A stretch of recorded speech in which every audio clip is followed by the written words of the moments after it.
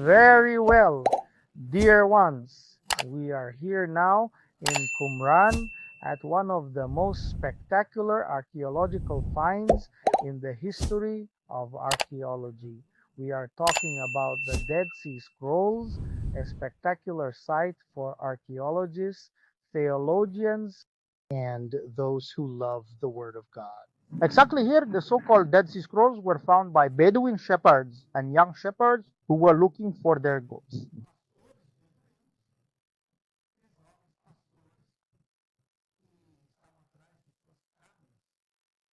The wild chasing the goats here through the mountains. They ended up being led by the goats to a cave where there were some clay pots and inside them the scrolls.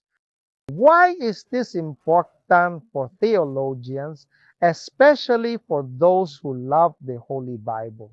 Because the book of Isaiah found is exactly faithful to the translation of the Septuagint, meaning this proves that there was no alteration of the message that has reached us. This is fundamental because everyone questions, but is the Bible really the truth? Was there no adulteration? So you have to understand that there are translation errors, okay? Biased and other errors that happen. Now, at no time in the copies that were made is there an alteration of the text in the sense of not preserving the truth. The translation error. That are doing it in a biased way. There are those who do it by taking the original text and picking isolated phrases to create their pretext, their heresies, right? But the book of Isaiah, found here, placed next to the Septuagint, which was made during the Ptolemaic period, there in Egypt, in Alexandria, is identical, identical, identical. In other words, it shows the preservation, the care in translation, not imposing the author's will. Here we are talking about the inspiration of the Holy Scriptures. That's right, the inspiration of the Holy Scriptures. So we are here in this fantastic place. And that part of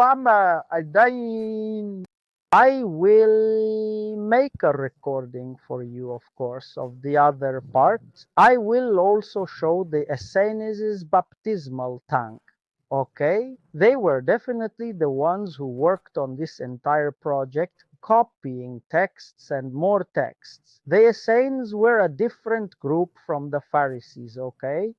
And I will show the baptismal tanks. Some believe that John the Baptist was an Essene, others do not. There is no direct proof, but there are baptismal tanks that the Essenes used for their purifications, and they lived here in isolation, awaiting the reign of the Messiah, because the Essenes were essentially eschatological, okay? They were awaiting the coming of the Messiah. So we are in Qumran, okay? We are here now in Qumran, and I am going to do a wonderful 360 for you that you will see shortly.